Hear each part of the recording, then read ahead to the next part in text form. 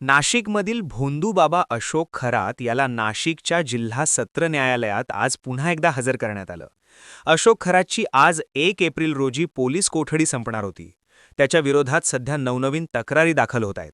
अशोक खरातनं केलेलं महिलांचं लैंगिक शोषण असेल किंवा अनेक जणांना घातलेला आर्थिक गंडा असेल, त्याच्या इतर अनेक कारनाम्यांची यादीसुद्धा दिवसेंदिवस वाढत चालली आहे. त्यामुळे खरातची पोलीस कोठडी एसआयटी कोर्टाकडे वाढवून मागणार होती. या प्रकरणात एसआयटी सध्या कसून चौकशी करतेय. गेल्या 2 दिवसांमध्ये अनेक नाट्यमय घडामोडी देखील घडल्यात.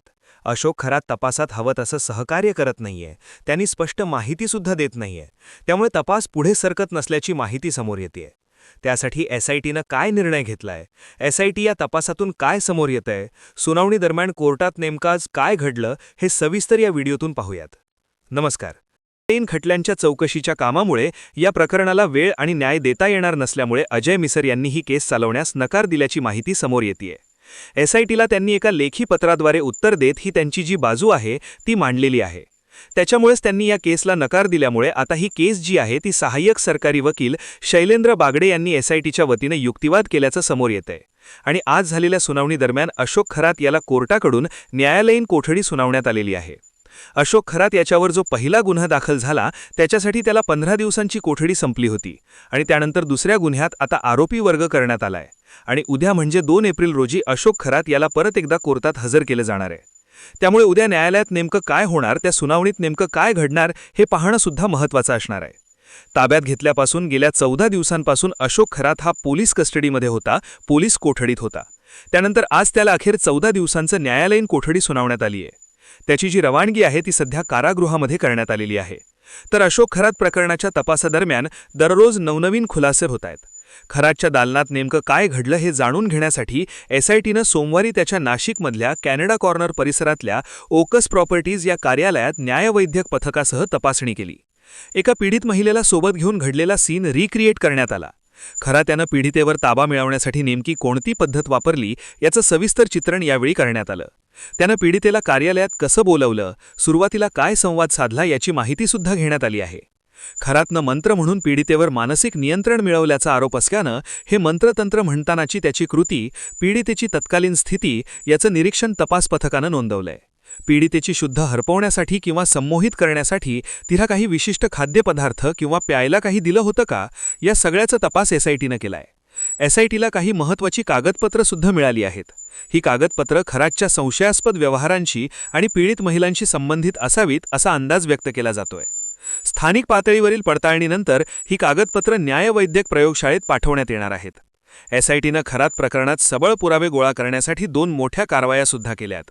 एसआयटीकडून अशोक खरातचा सीए, ईशान्येश्वर मंदिराचा पुजारी आणि एक सराफ व्यावसायिकाची सुद्धा कसून चौकशी करण्यात आली आहे.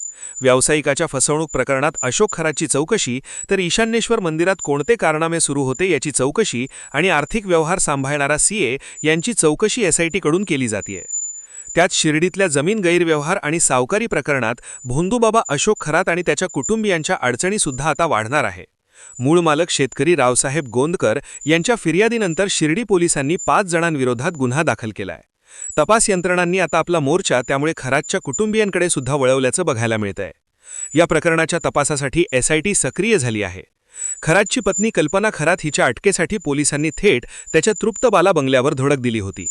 धक्कादायक भाग म्हणजे बंगल्याचा दरवाजा उघडण्यास नकार दिल्यामुळे पोलिसांनी चक्क शेजारी भिंतीवरून उडी मारून त्याच्या बंगल्यात प्रवेश केलाय. या प्रकरणाला आता नवीन वळण मिळतंय, कारण की खरातच्या साम्राज्यभोवतीचा जो अटकेचा फास आहे तो आता मोठ्या प्रमाणात आवडला जातोय. आत्तापर्यंतची जी माहिती आहे त्यानुसार 3 महिला अधिकारी आणि 1 पुरुष पोलीस अधिकारी अशा पथकानं कर्मयोगी नगर इथल्या खरातच्या निवासस्थानी तपासणीसुद्धा सुरू केली होती. यावेळी अशोक खरातची पत्नी कल्पना खरात ही मात्र सापडलेली नाहीये.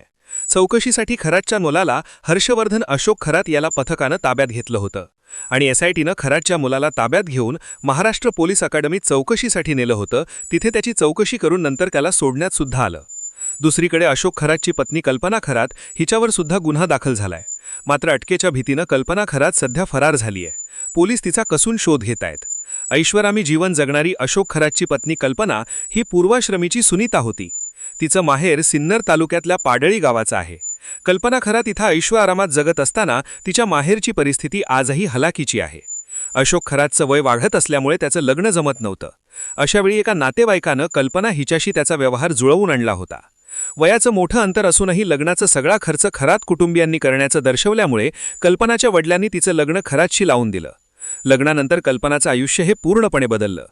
गरिबीच्या घरातून ती ऐशोआरामी जीवनात गेली. मात्र त्यानंतर माहेरशी असलेलं तिचे संबंध हळूहळू तुटत गेले. अत्यंत हलाखीच्या परिस्थितीत जगणाऱ्या या कुटुंबावर अलीकडच्या काळात दुःखाचा डोंगरसुद्धा कोसळला.